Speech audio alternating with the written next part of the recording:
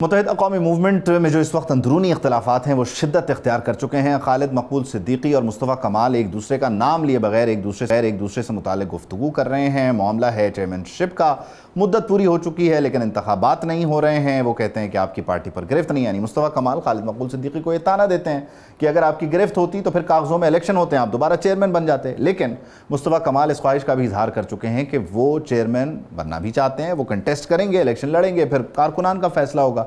इस सब के बीच एक दूसरे का नाम लिए बगैर एक दूसरे को समझाया भी जा रहा है, पैगामात भी दिए जा रहे हैं, बताया भी जा रहा है, लेकिन आपस में बात नहीं की जा रही। और वो मामलात जो क्लोज डोर मीटिंग्स में होने चाहिए, जहां पर बैठकर आपस में एक दूसरे को सुनकर मामलात को लेकर चलना चाहिए, वो नहीं हो रहा है। कामरान टिसोरी एक रेड लाइन है मुत्तहिदा कौमी मूवमेंट पाकिस्तान की, फारूक सत्तार ने कहा है, मुस्तफ़ा कमाल इसे मानते नहीं हैं। तो एग्जैक्टली इस वक्त कितने धड़े हैं, क्या मामलात हैं, कौन किधर शामिल है, और क्या वो जो इत्तेहाद था PSP और MKM का वो बाकी है या उसमें दरार तो पहले से थी, अब बाकायदा तौर पर उसके इख्तिताम का वक्त हुआ चाहता है। सबको डिस्कस कर मुत्तहिदा कौमी मूवमेंट पाकिस्तान से हम उनके सीनियर रहनुमा अरशद वोरा साहब ज्वाइन करें। अरशद वोरा साहब, बहुत शुक्रिया आपके वक्त का। यकीनी तौर पर मामलात हमेशा मुत्तहिदा कौमी मूवमेंट के अंदर जो हैं वो बड़े इंटैक्ट रहे हैं, बड़े क्लोज डोर जो है मामला डिस्कस होते हैं, लेकिन इस वक्त ऐसा हो नहीं रहा। मामलात कितने उलझे हुए हैं और किस हद तक उलझे हुए हैं, और कहीं इस उलझाव में आपका जो बुनियादी मुकदमा है कराची का वो कहीं पीछे तो नहीं रह गया है? क्योंकि आप लोग एक्सटेंशन में भी उलझे हुए हैं, आप लोग जो है वो अपनी चेयरमैनशिप के मामलात में भी उलझे हुए हैं।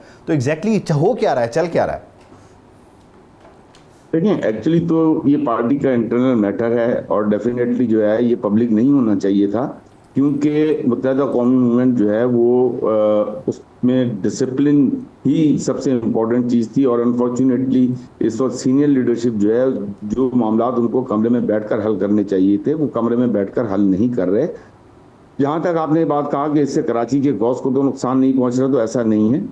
कराची के गौस पर जो है सारे इकट्ठे हैं, खास तौर पर जो कराची का आर्टिकल 140A के हवाले से जो हमने बातचीत की हुई है, और उस पर जो है अभी प्राइम मिनिस्टर के साथ जो मीटिंग हुई, प्री बजट मीटिंग, उसमें भी जो है सबसे अहम हमारी जो डेलीगेशन था खालिद मकबूल की सरबराही में, उसमें मुस्तफ़ा कमाल भी थे, फारूक सत्तार भी थे। तो उसमें जो है सबसे इम्पोर्टेंट जो इशू डिस्कस हुआ वो कराची पैकेज के हवाले से भी डिस्कस हुआ। आप आर्टिकल 140A को कॉन्स्टिट्यूशनल अमेंडमेंट में डिफाइन करने की भी बात हुई। और इसी तरीके से तीसरा कि हमारे पास जो है आईनी ओहदा MKM के पास इस वक्त कोई नहीं है, तो MKM के पास आईनी ओहदा जो है गवर्नर की सूरत में होना चाहिए, MKM का गवर्नर होना चाहिए। तो ये बेसिक पॉइंट्स ऐसे हैं जिसकी वजह से जो है सारे इकट्ठे थे।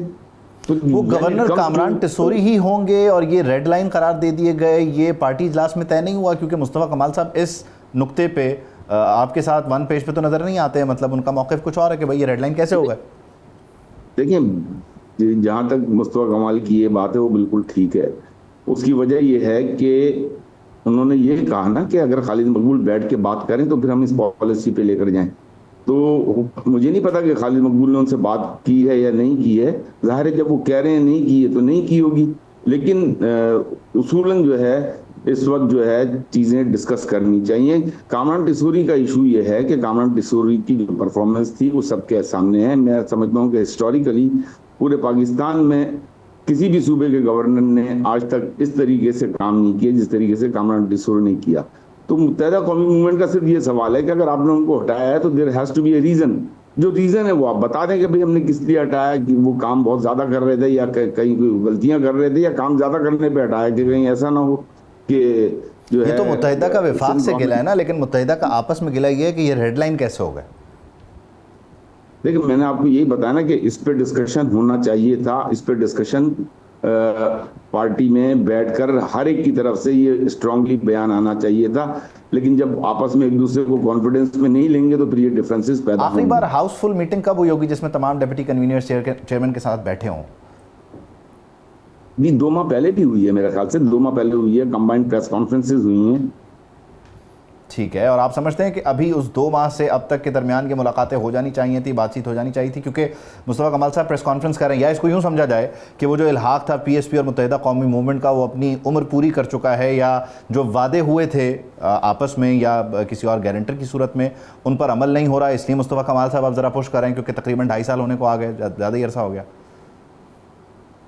मैं नहीं समझता कि उसमें ऐसी कोई बात है। देखिए, मुत्तहदा कौमी मूवमेंट 1977 में जब बनी थी तो उस वक्त भी जो है कराची के हुकूक के लिए, सिंध के शहरी इलाकों के हुकूक के लिए मुत्तहदा कौमी मूवमेंट जो है वो वजूद में आई थी। और उसके बाद से अब तक जो है, जो मुत्तहदा कौमी मूवमेंट ने जितने ऑपरेशंस भुगते हैं, जितने लोग मुत्तहदा कौमी मूवमेंट के शहीद हुए हैं, अगर आप देखें, और जितने लोगों ने जो है अस्सीरी काटी है, लोगों ने जेलें काटी हैं, और फिर जेलों से जो है सजाए मौत, उम्र कैद की सजा, उसके बाद फिर वो बरी होकर भी आए हैं। इतना बड़ा बल्दिया वाला केस आपके सामने है, पूरी दुनिया में एमक्यूएम को बदनाम करने के लिए क्या कुछ नहीं किया गया, और अल्हम्दुलिल्लाह सुप्रीम कोर्ट से उसमें भी बरियत हो गई।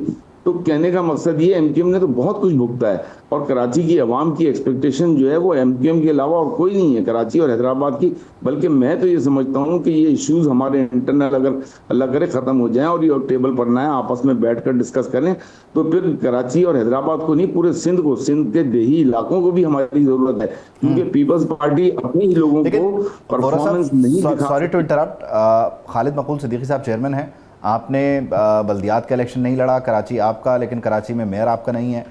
साथ ही साथ 140A पे आपके साथ वादे हुए, लेकिन वो 140A 27वीं तरमीम में भी नहीं आ सकी।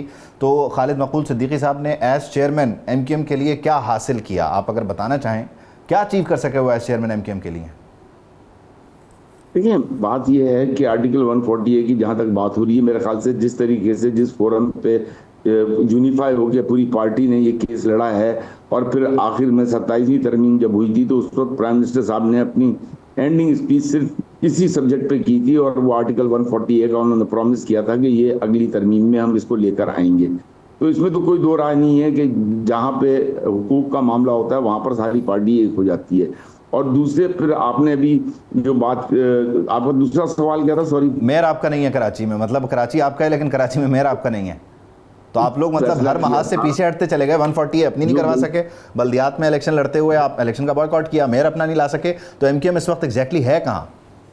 जब बल्दियात में इलेक्शन ही नहीं लड़ेंगे तो मेयर अपना लेकर कैसे आएंगे? हाँ। और बल्दियात का इलेक्शन ये सही की पॉलिसी वजह थी, आप मुझे मेरे जवाब पूरा कर लेने। देखें, जब बल्दियात में इलेक्शन नहीं लड़ा था, उसकी जो मेन वजह थी, मेन इशू था, वो ये था कि डिलिमिटेशन सही नहीं हुई थी। और आपको, आपकी शायद याद होगा कि बल्दियाती इंतखाबात के फौरी बाद जो है कराची को 53 यूनियन काउंसिल जो है वो दोबारा मिली। तो ये भी एमक्यूएम की डिमांड थी, एमक्यूएम ने इस वजह से बायकॉट किया था, और यही एमक्यूएम की अचीवमेंट है कि आज कराची में 53 यूनियन काउंसिल्स एक्स्ट्रा ऐड हुई हैं, जो कि गुजरांवाला और फैसलाबाद जैसे शहर की यूनियन काउंसिल शायद इतनी होंगी। तो एमक्यूएम की अचीवमेंट जरूर हैं। ये इंटरनल इश्यूज के ऊपर एमक्यूएम की अचीवमेंट्स को आप जो है पीछे नहीं रख सकते। हाँ, अभी बहुत कुछ करना बाकी है, और आज भी एमक्यूएम के तमाम एमएनएज जो है वो परफॉर्म कर रहे हैं, अपने अपने इलाकों में परफॉर्म कर रहे हैं, अपने अपने इलाकों में डेवलपमेंट के काम कर रहे हैं। और ये एमक्यूएम ही की वजह से, जब एमक्यूएम के लोगों ने डेवलपमेंट के काम शुरू किए, तो फिर जो है यूनियन काउंसिल्स को और डिस्ट्रिक्ट चेयरमैन को और केएमसी को याद आया कि हमें भी काम करने हैं। अदरवाइज एमक्यूएम के जो मेयर्स हैं, एमक्यूएम के जो एमएनएज हैं, ये तो तकरीबन 2 साल से अपने काम शुरू कर चुके हैं, और आज भी कंटिन्यू होते चले जाएंगे ये काम इंशाअल्लाह ताला, जब तक ये असेंबली है। लेकिन ऐसा तो नहीं है कि पाकिस्तान पीपल्स पार्टी के साथ आपने इस हद तक कॉम्प्रोमाइज़ कर लिया कि बुनियादी तौर पर जाहिर है बाद में आपकी बात मानी गई और वो यूनियन काउंसिल्स वगैरह का मामला, आबादी का मामला ठीक है एडजस्ट हुआ, लेकिन आपने 24 का इलेक्शन खुद निकाला, बल्दियात उनको दे दिया, 140 से आपका नहीं आ सका। तो बहुत ज़्यादा तो ऐसा नहीं हुआ कि बुनियादी तौर पर आप सारा कुछ देते चले जा रहे हैं और आपको मिल कुछ नहीं रहा, ना नून लीग की तरफ से ना पीपल्स पार्टी की तरफ से? देखिए, 140A पे मैं आपको बताऊंगा कि पीपल्स पार्टी तो चाहती ही नहीं है ना कि 140A जैसी तरामीम आए। उसकी वजह ये तो है, एग्रीड अपॉन मामला था, तकरीबन 26वीं तरमीम के बाद भी कहा गया था 27वीं में लाएंगे।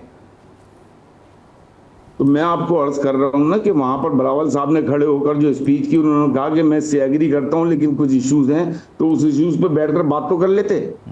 हमने कई दफा पैगाम भेजे हैं कि आप उस पर बात कर लें, ताकि जो इश्यूज हैं उसको फिर रिजॉल्व किया जा सके, और ये 28वीं तरमीम जो है इसमें आर्टिकल 140A आए। तो एमक्यूएम जो है इस पर बिल्कुल पीछे नहीं हटी, ना पीछे हटेगी।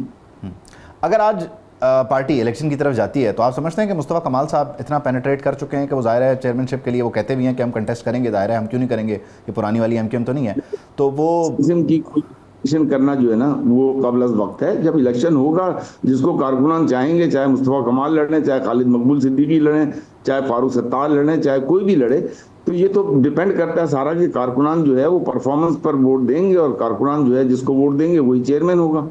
ठीक है। अच्छा, बुनियादी तौर पे ये इलेक्शन होने कब है? कुछ इस पर भी बात शुरू हो गई है या अभी एक्सटेंशन भी चलेंगे? सॉरी, इलेक्शन के मुतालिक कोई गौर खौश शुरू कर दिया पार्टी ने या अभी एक्सटेंशन वाला ही मामला चलता रहेगा? नहीं, एक्सटेंशन क्यों चलेगा? अक्टूबर की डेट आ गई है ना। हाँ, तो उसमें हो जाएंगे? आप समझते हैं कि वहाँ करीब जाके दोबारा किसी जंग का बहाना करते हुए आप दोबारा किसी नई एक्सटेंशन पे चले जाएंगे?